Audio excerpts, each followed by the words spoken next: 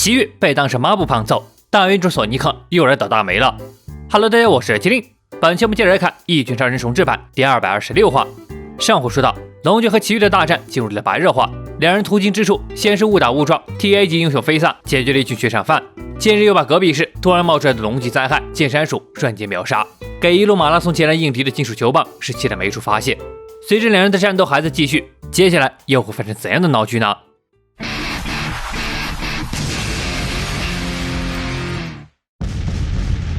龙卷和奇遇的身影就宛如一颗势不可挡的火箭头，眨眼间便冻上了数栋大楼。这一幕被刚开完会的甜心假面看在眼里，强如他也瞪大了眼，露出了不可置信的神情。没一会儿，奇遇被撞到了一座大楼天台上。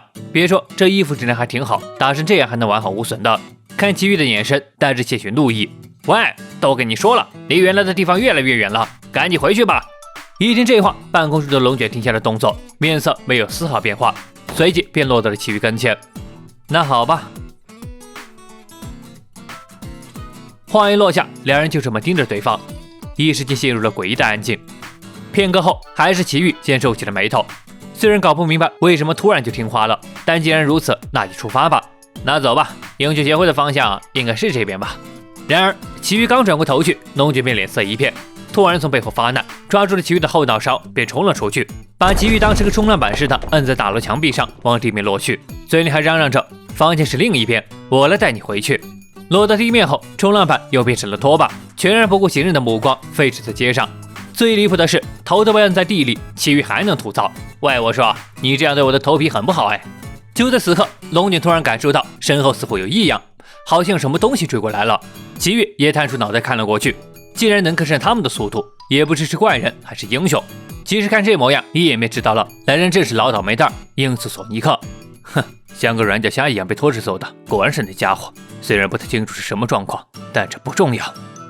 这就让你死个痛快，奇遇！说着便冲两人投去了手里剑，当然不是普通手里剑，而是自动追踪爆裂手里剑，还伴随着身后的猖狂笑声。哈哈，你是不可能从我手里剑的追踪下逃掉的。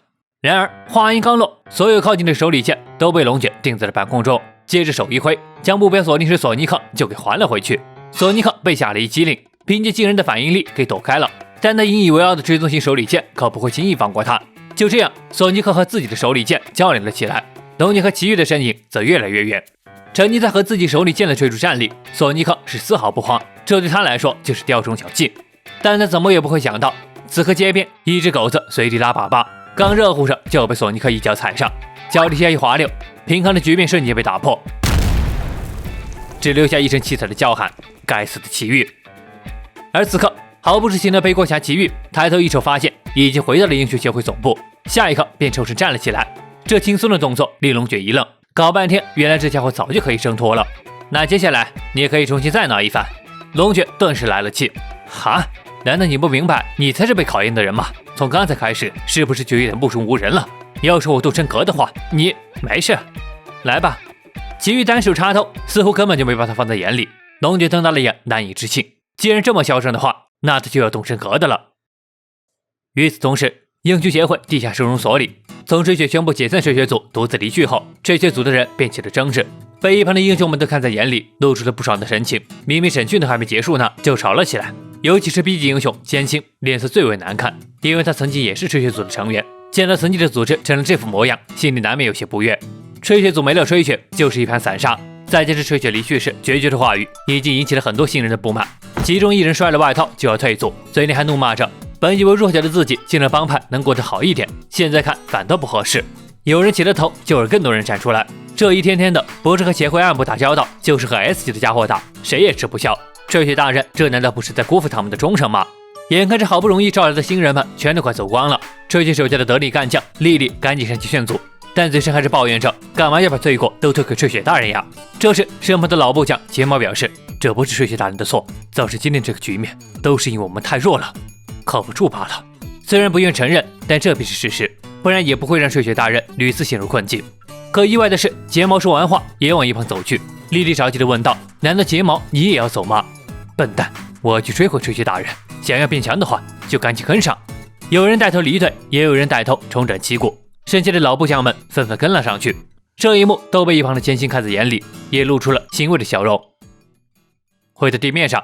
吹雪正目瞪口呆地看着前方，那恐怖如斯、宛如末日般的灾厄景象。滔天的巨型龙卷风较之前还要更猛烈些，掀起成片地面的同时，还在不停地坠落石块，给吹雪师吓出了一身冷汗。这些制作的也太过火了。就在此刻，一道流光从头顶呼啸而过，正是龙卷和奇遇。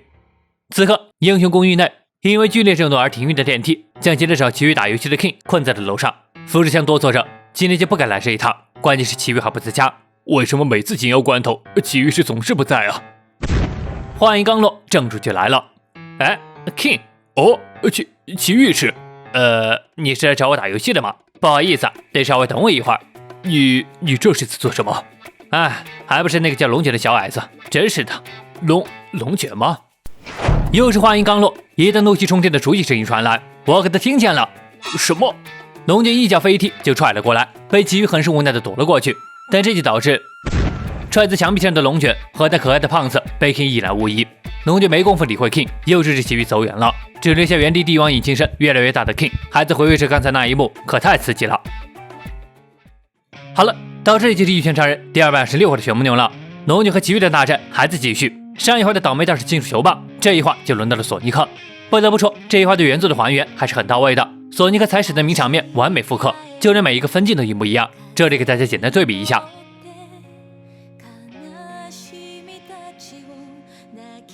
而有别于原作的新剧情，吹雪组的内讧和反思，以及 King 的高光视角，个人认为还是挺不错的。尤其是这一幕，就像是孙俪老师在特意告诉观众，人龙卷是有拴胖子的。近期最大的留言就此终结。